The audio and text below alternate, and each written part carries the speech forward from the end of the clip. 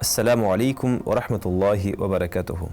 Аллаһу Тәгаләнең сәламе, рәхмәте һәм бәрәкәте барчабызга да булса иде дигән теләктә без үзебезнең имамнан сырык дигән тапшыруыбызны башлап җибәрәбез. Сездән килгән сорауларга бездән җаваплар Алла бирсә башлыйбыз. Инде безнең бүген кунагыбыз, экспертыбыз дип әйтик инде, хәзер бит шулай дип әйтергә яраталар.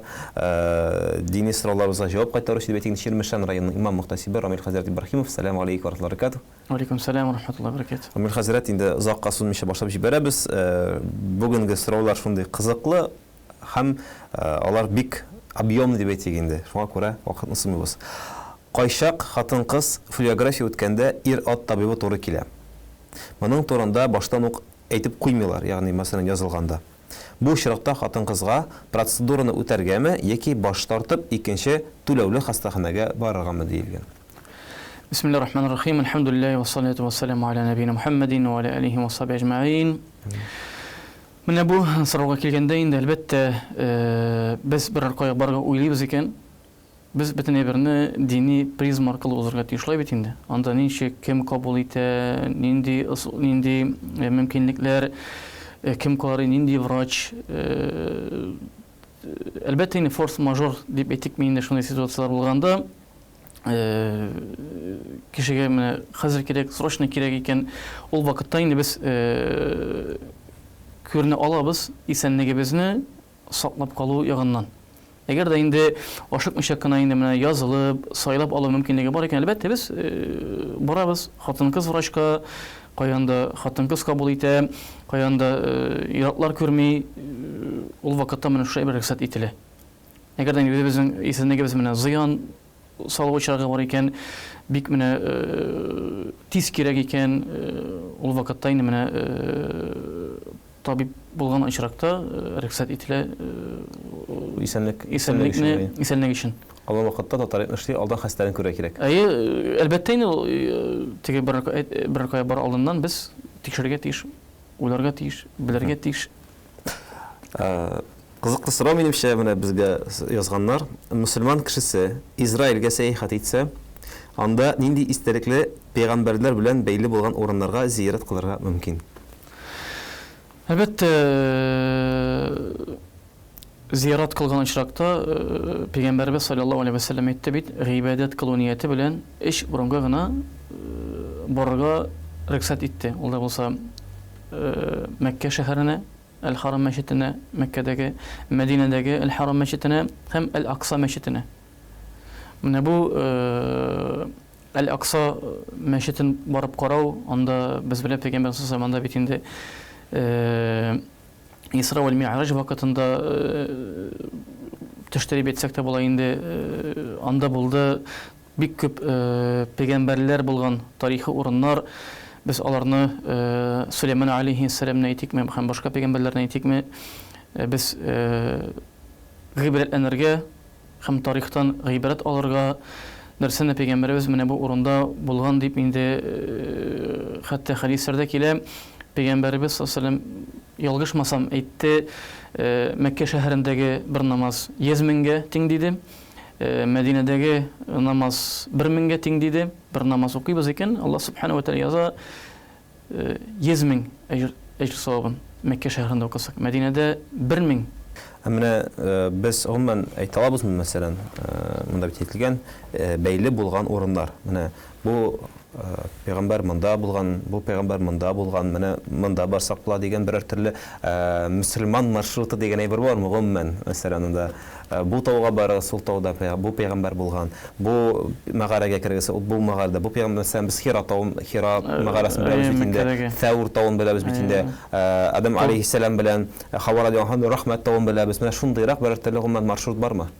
Андый маршрут булуын белмим. Бәлки бардыр, бәлки ясаганнардыр, бәлки уйлаганнардыр. Мен үземнән шәхсән ишеткәнем юк, андый ишеткәнем юктыр. Ишеткәнем юк.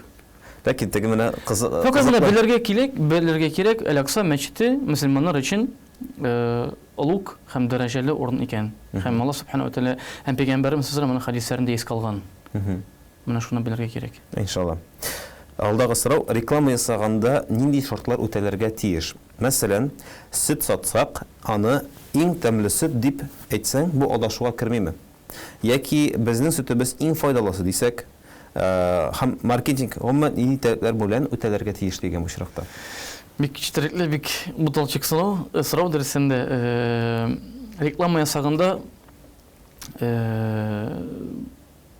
ниндидер бер стандартларга туры китәргә кирәк дип уйлыйм инде мин. Әгәр бер ул бит сөт бит инде барыбер ниндидер стандарттан ары китә алмый, шулай бит инде ул сөт булып кала, шулай бит инде ул бит инде балга әйләнми, ул теге миңа калса тикшерергә кирәк, уйларга кирәк,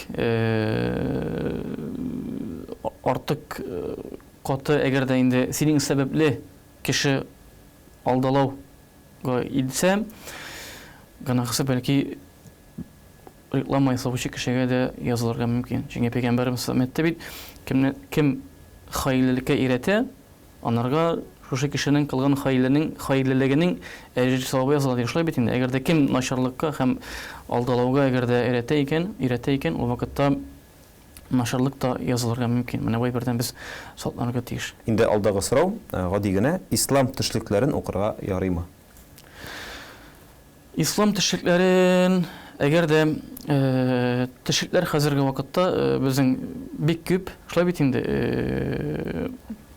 Кем нинди төшлек язала, кем нәрсә сата ала, кем нәрсә уйлап чыгара ала. Ләкин төшлекләр нигезләнергә тиеш Коръәнгә һәм Пәйгамбәрбез һәм сахабаларның сүзләренә.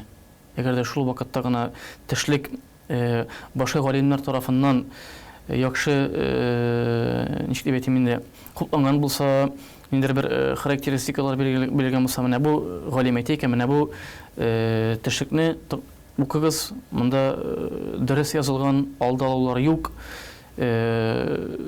Ул вакытта укырга рөхсәт ителә. Әгәр дә инде нидер гыйлеме булмаган, гомумән диннән ярак булган, башка диннәрдән алган, нидер үзе уйлап чыгарылган төшләр була икән, ул вакытта инде анда алдалау гына бит, файдасы юк аның. Һәм кеше шушы төшлекләрне укып бит нәтиҗә чыгара, инде нәтиҗә ясый, үзенә нәрсә уйлый. Һәм шул очракта гына инде рөхсәт ителә галимнәр тарафыннан менә шундый гыйлемгә нигезләнеп язылган төшлекләрне генә укырга. Элек-электән безнең менә һәрбер фәннең зур галимнәре булган. Мәсәлән, шу фикх буенча бу Ханифа дип әйтәбез, акыйда буенча Ал-Матурidi дип әйтәбез. Бәлки менә шушы төшлекләр буенча да берәр теле элек-электән танылып калган берәр теле галимнең китабы хезмәте юкмы? Беләбез, безнең телдә инде Абу Гали Сина дип кирип калган, ләкин Ибн Сина дип инде без аны беләбез галим ягыннан, аның төшлекләре бар. Һәм дә Ибн Ал-Мансури исемле бер галимнең китабының исемен оныттым. Төшлекләр китабы бар аның менә. Калганнарын кызганычка каршы әйтә алмыйм. Инде менә бер празаны катлаулырак сорау. Эко ясату халалмы дигәннәр? Эко ясату халал. Рөхсәт ителә. Әгәр дә инде бу иң соңгы чыгу юлы булса гына инде. Әгәр дә ир белән хатын-кыз тикшерелде икән, врачларга йөрде икән, сәбәпләрен кылды икән, һәм менә бу очракта эко ясау рөхсәт ителә. Иншаллах. Кызыклырак сорау, чөнки бу бик шундый теге киң сорау. Исламда нинди инвестицияләү рөхсәт ителә? Халал. Халал. Әлбәттә, рөхсәт ителә бары тик халал булган. Без аны иң беренче урынга куябыз. Һәм бу акциялар сатып алуга килгәндә бит инде менә бар харам юллар белән эшләүчеләр, тәмәке булсынмы, спиртлы булсынмы, башка акциялар булсынмы, башка инвестициялар булсынмы, ул очракта безнең әлхәмдүлилләh безнең бар кардәшләребез, кем менә бу әйбер белән махсус шөгыльләнә, махсус өйрәнә, инде андый кардәшләргә мөрәҗәгать итеп алар аркылы эшләсәк, алар белән киңәшеп эшләсәк, иншалла, малларыбыз бары тик халал юлларда гына сарыф ителер дип уйлыйбыз, иншалла. Иншалла. Без белмичә, кайдар нәрсәдер алып, кемдер тыңлап, кызыксынып, менә моның күбрәк икән, менә моның яхшырак икән, менә моның күбрәк табышы китерә икән дип уйлыйбыз икән, ул вакытта без гөнаһка керергә мөмкинбез. Аллаһ сакласын, белгән кешедән сорарга кирәк. Алдагы бер кызыклы сорау. Мин яңа төзелеп килә торган бинада фатир сатып алырга теләдем. Тик ул йорт төзелеп бетмәде нәтиҗәдә. Түләнгән акчаны кайтармыйлар.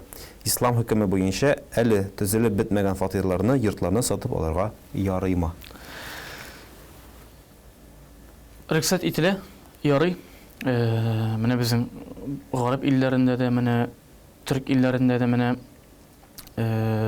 рөхсәт ителә, ләкин әйтеп үтәсе килә, кем төзи, кем төзелеш эшләрен алып бара, кемне бу йортны төзи, без аны битендә, кеше битендә Аллаһ субхана тәгаләгә акыл бирде икән, бирмәде, шулай бит, без аны тикшерергә тиешбез, кем төзи, нинди ышанычлы төзел компаниямы, ышанычсызмы, нинди шартларда менә кабул ителә, теге ул ягында уйларга кирәк. Кызыксынып, тирәтеләр рекламаларга алданланып, кемнедер сөйләгәнен тыңлап, без инде чаба-чаба акчаларыбызны итеп тапшырырга тиеш түгел. Шулай бит инде, әгәр дә акыл ягыннан карасак. Менә шундый тәкъдим. Безнең хәзерге вакытта менә безнең рынокта дип әйтик, инде бар андый компаниялар үзләрен яхшы яктан күрсәткән, вакыт ягыннан сыналган, бик күп кешеләр алар аркылы алган шундый безнең төзелеш компаниялар бар. Менә шунга охшагарак тагын бер шундый сорау. Былтыр фермерга, ягъни бакчачыга киләсе уңыш өчен акча түләп куйдым. Ягъни мәсәлән, Предоплата предоплата булды дип. Тик аның уңышы әс яңгырлы җәй аркасында дип әйтик инде, яхшы булмады. Ул миңа хәзер бер нәрсә кайтарырга тиешме, ягъни яки бу чиратта мин үзем генә гаеплеме дип сорады. Дөресенә бик авыр һәм бик бытовой сорау. Чөнки тормыш булгач бит инде ул төрле хәлләр була. Ул уңышы да бер елны булырга мөмкин, икенче ел булмаска мөмкин, яңгырлар да яурга мөмкин. Бу очракта ничек дип әйтәсе килә инде, алдан ук бу әйбергә ничек дип әйтим инде, рискларын уйларга кирәк. Менә әгәр дә мин менә югалтам, миңа нәрсә менә син бирә аласың, менә бу очракта, әгәр дә була икән, менә яңгырлар булмаса, синең белән бер нәрсә булса, менә бу минем биргән акчамны без нишәтәбез дип ул вакытта ук, менә бу килешү төзегәндә, ул вакытта ук язып китәргә кирәк. Договорда форс-мажор хәлләр килеп чыккан очракта нәрсә эшлибез дип. Килешү ничек төзелә, һәм дәвамы да шулай була инде. Нәрсә ул вакыф? Вакыфка нәрсә калдырып була? Китап, җир яки бинамы? Вакыф бер нәрсә белән биргән кешенең бурычы булса, ул вакыфны кире кайтара аламы дигән. То есть, мәсәлән, вакыфка бер нәрсә бирдең, ул кешенең бурычы булган. Ул вакыфны кире кайтара аламы дигән. Вакыф гомумән гарәп теленнән тәрҗемә ителә. Вакафа. Ягъни тукталып тору дип әйтеп инде, Аллаһ юлында бирдең, сарыф иттең, ул китапта булырга мөмкин. Ул Аллаһ юлында куллану изеннән син тапшырган файдалы бинада булырга мөмкин. Мисал итеп, шәкертләргә менә тулай тораклар калдыралар, менә шулай Аллаһ юлында хезмәт итсен дип. Һәм вакыф дип менә шушы әйберләрне атала.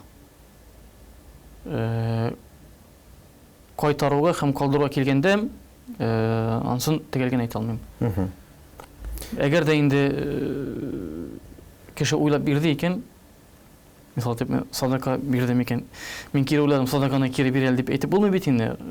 Раз уйладың икән, Аллаһ юлында менә шушы бинаңны файдаланырга, китапларыңны Аллаһ юлында хезмәт итсен дип уйладың икән, мисал кире сорап йөрү инде ул ничектер урынсыз дип уйлыйм мин.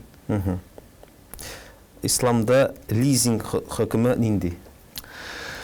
Әлхәмдүлилләһ, безнең хәләлләштерелгән лизинглар бар. Хәзер безнең андый компаниялар бар дип әйтәсе килә. Алар безнең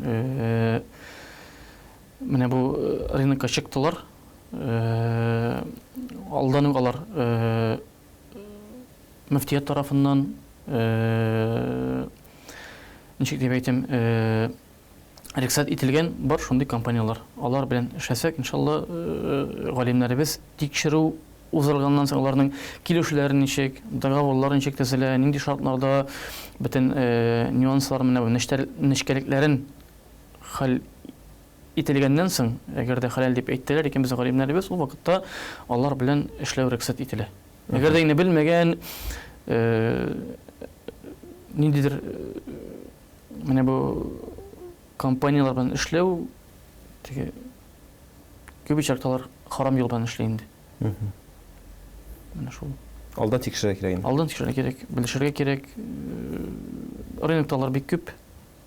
Һәрберсе үзенең Продукциясын тәкъдим итә, һәрберсе кызыктыра дип әйтәсе килә.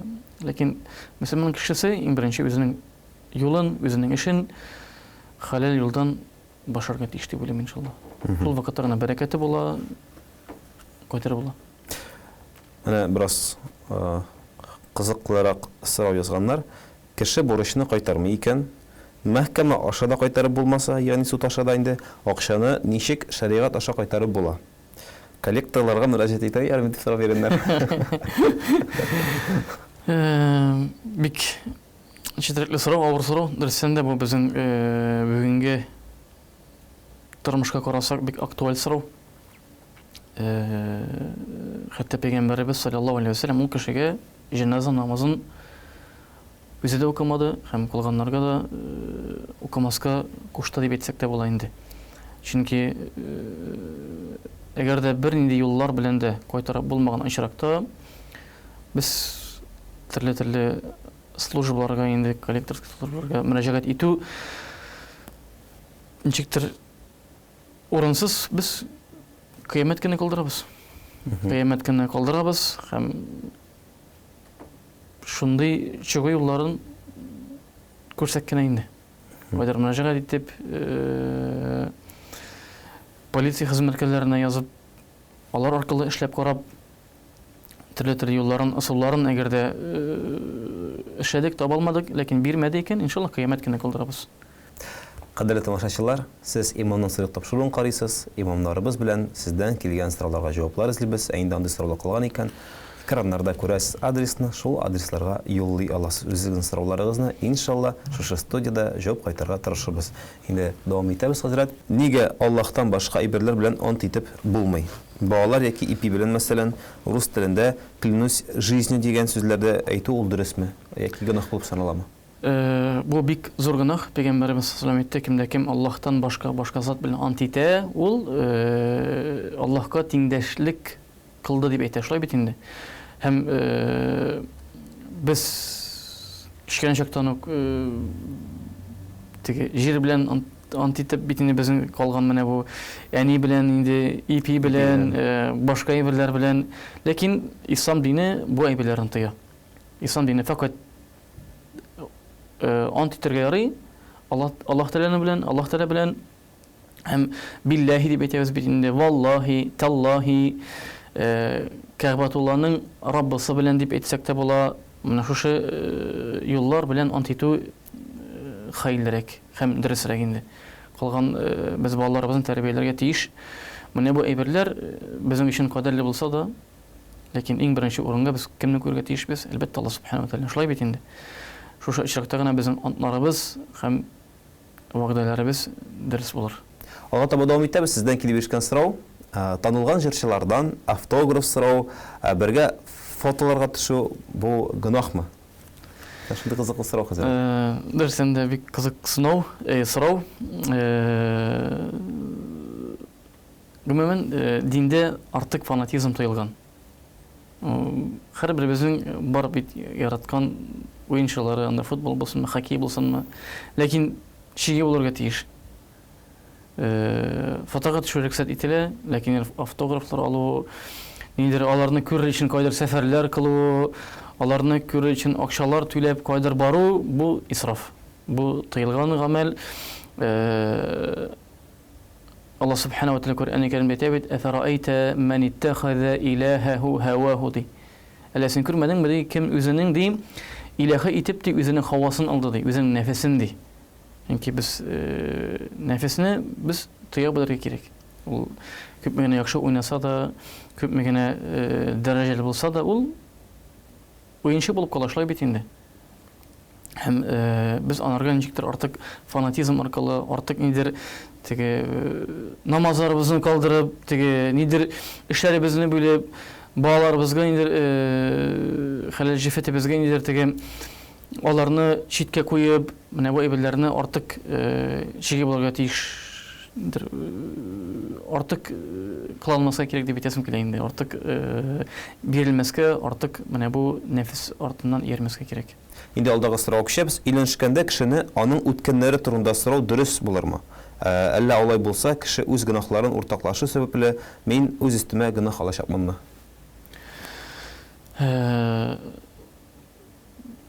Әлбәттә без өйләнер алдыннан бит инде тикшерергә тиеш. Кем икәнлеген, кем булганлыгын, ләкин әгәр дә ул тәүбә итте икән, ялгышмасам, Умар ибн Хаттаб заманында бер зинашчы хатынны тәүбәгә килгәнен мисал итеп китерә, һәм аның гөнаһларын Аллаһ Тәгалә гафу иткәнен әйтә, һәм киләчәге турында, үткәне турында, искә төшермәү турында һәм Пәйгамбәрбез саллаллаһу алейһи ва сәлләм кылган тәүбәгә килдең икән, гөнаһларны сыйлап йөрмәскә куша. Әгәр дә инде без беләбез икән кешенең хакыйкый рәвештә тәүбәгә килде икән, акылга килде икән, уйлады икән, фикерләде икән, һәм тормышында менә бу әсәрләр тәүбәсенең әсәре бар икән, аны гамәлендәме, Аллаһ Тәгалә белән мөгамәләсендә булсынмы, намазларында булсынмы, әти-әнисенең аларга ничек хөрмәтләп карыймы, ул вакытта инде без гөнаһларны игътибар итәргә тиеш түгел. Әгәр тәүбә иткән булса. Менә кызыклы сорау, исламда депрессия төшенчәсе бармы? Мин калса бардыр. Һәрбер кеше Аллаһ Тәгалә сынаган сынаулар сәбәпле без уйлыйбыз, уйланабыз шулай бит инде. Менә бүген эшебез бара иде, бизнесыбыз бара иде, көннәрдән бер көнне бөтен нәрсә югалды. Без әлбәттә без депрессиягә батабыз. Шулай бит, кеше уйлана, кеше уйлый, кеше фикерли, кайгыга бата, туганнарына шалтырата, кемгәдер шалтырата, тигесенә чыга дип әйтәсем килә, монысына чыга дип әйтәсем килә, ләкин мөселман кешесе бу әйберне тәкъдир дип кабул итәргә тиеш. Чөнки без иманның баганасы бар нәрсә, яхшысына да һәм начарына да ышану Аллаһтан икәнлегенә. Һәм менә бу тәкъдиргә иман китерү бу очракта безгә бик нык ярдәм итә. Чөнки бу язылган әйбер. Тулы депрессиягә батырга ирек бирми. Ирек бирми. Без бу әйбер Аллаһ Тәгалә тарафыннан язылган. Чөнки без менә бу әйбер аркылы узырга тиеш идек. Безгә язылган, ул безгә була. Беркем дә аны уза алмый, беркем дә аны туктата алмый. Язылган бетте икән, Аллаһ субханаһу ва тааля әйбер белән сыный безләрне. Иншалла сабыр булып, менә бу авырлыкларны иншалла узырга фақат Аллаһка иман китерү, тәкъва булу һәм менә бу әйбер тәкъдирдән икәнлегенә ышану. Инде алдагы сорау, урамда берәр әни үз баласын әрләсә, аны башка кеше туктата аламы? Мәсәлән, күреп тордың, бер әни баласын әрли, и өченче бер кеше килеп аны туктата мәсәлән. Яки инде бала белән анасы арасында бер кашан да кысылырга ярамыймы? Дини әдәпләрдә моның турында бер нәрсә әйтеләме дип безгә сорау биргәннәр. Әлбәттә, без олы кешеләрме, әгәр дә башка кешеләрме инде чиктән узганны күрәләр икән, без аларны Пәйгамбәрбез саллаллаһу бит телең белән, ниятең белән һәм кулың белән үзгәрт иде. Әгәр дә без битараф булып китәбез икән, ничектер бит инде барыбер әйтергә тиеш, әйтеп узмау, ничектер без барыбер аны уйлыйбыз, ник әйтмәдем микән, ник әйтеп китмәдем микән, ник шул вакытта шул сүзне әйтмәдем микән, ник тыймадым микән дип үзебезнән әрләп берибез. Әгәр дә мөмкинлек бар икән, төзәтергә, әйтергә хикмәт белән әлбәттә теге турыдан-туры кычкыру һәм безнең бит хәзерге вакытта бер инде күрәләр икән менә шундай әйберләрне видеога төшерәләр, кайдар куялар, керәләр, язалар һәм бит инде шушы гаиләгә зыян салу була шулай бит инде. Без ул вакытта хикмәт белән, моторлык белән без аңлатырга тиешбез. Менә бу әйбернең балага зыян салуын. Гомумән, бала тәрбияләгәндә ниндирәк алайса ысуллар кулланырга ярый, мәсәлән, анда шуны да акырырга, бакырырга, таяклар кулланырга ярый бит, ничегрәк тәрбияләйбез балаларны? Бала тыңлап иде, мәсәлән. Бала тыңлатырга авыр инде. Гомумән бала Шуңа бала бит инде ул. шуңа бала инде гомумән бала бөтен нәрсәне Алла үзенең әти әнисенә шулай бит. Әгәр дә күрә икән әти әнисенең мөгамәләтен, әти сенең әнисенә караганнан нинди мөгамәлә булуын, ничек алар бер-берсен сөйләшүен күрәләр икән, бала шушы әйберләрне күреп үсә. Әлбәттә, әти кеше, әни кеше инде бу баланы бу дөньяга китерде дә, ашатты, ишетте дә түгел, аларны тәрбияләргә тиеш. Шулай бит, бала бит ул нидер вакытка кадәр айырмый, белми, начарны белми, ул вакытта без аңлатырга тиеш. Менә бу әйбер зыянны сиңа, менә бу әйбер файдалы түгел, менә бусы хәерлерәк, менә бу әйбер әлбәттә балаларны тәрбияләргә тиеш без булган әйберләрнең кадәрен белер үстерергә. Ничек дип әйтәсем килә инде, бала белсен, менә бу әйбер җиңел генә килмәде. Инде әтисе эшләп тапты, кадерле, санаулы, исраф итмәсен дип безнең бик күп китапларыбыз бар, бик күп менә бу балалар тәрбиясе турында вәгазьләр бар. Без әлбәттә бала тәрбияләүгә килгәндә ул сөйләргә генә җиңел, шулай бит инде. Сөйләргә җиңел, өйрәтергә җиңел. Үзең кайчан менә бу әйберләр белән очрашасың, әлбәттә авыр бала тәрбияләү җиңел эш түгел. Шуңа Пәйгамбәрбез саллаллаһу алейхи ва саллям нәрсә дип әйтте? Уң белән сулны аера башладылар икән, үзегез белән нәрсә намазга басыра башлагыз, шулай бит инде. Әгәр дә шушы яшькә җитте икән, әмер итегез диде. Әмер итегез намаз укырга диде. Һәм без аңлатырга тиешбез намазның ни өчен укуыбызны, ни өчен Аллаһ Тәгаләгә без намаз укыйбыз, ни өчен Аллаһ Тәгалә менә бу әйберләрне бездән таләп итә. Әгәр дә баланың күңеленә без Аллаһ Тәгаләне кертә алсак, иншалла бу киләчәктә хәйле балалардан булыр дип. Чөнки Пәйгамбәрбез саллаллаһу алейһи ва саллям әйтте бит, әти белән әнинең баласы каршында да ике хакы бар ди. Шулай бит инде. Беренчесе күркәм матур исем кушу, икенчесе тәрбияләү. Әлбәттә, хәләл ризык белән тәрбияләү, ашату, ишертү бик күп нәрсәгә тәэсир итә. Һәм йортта бары тик хәләл булуыннан һәм сәбәбен кылырга иншалла. Миңа калса сәбәбен кылырга, тырышырга һәм ысулларын табырга инде баланың күңеленә.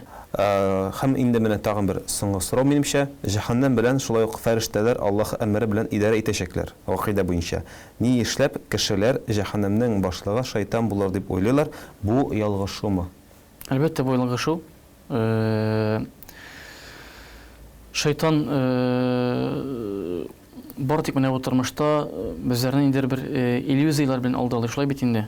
Кызык тора безнең гөнаһлар белән, хәтта телевизорны ачсак та бөтен әйберләрне, харам әйберләрне матур итеп күрсәтәләр, гөнаһларны җиңел итеп күрсәтәләр, бизәклиләр, шундый күңелгә ятышлы итеп безгә тәкъдим итәләр. Һәм бу әйберләр фақат шайтанның бер алдалау ысуллары. Һәм без мөселманнар ышанырга тиеш, шайтан безне алдалый, безне кытырта һәм артыннан ияреп җәһәннәмгә алып баруына без анага ышанырга тиеш. Инде шайтан үзе дә теге җәһәннәмнең ният сакчысы түгел, ә ул үзе бәлки аның әһледер. Әлбәттә, Аллаһ субханаһу ва тааля аларга бит хәтта иблис мәл'ун Аллаһ тәгалә дуга кылды шулай бит. Кала рабби анзирни. И Раббым миңа кичектер, вакыт бир.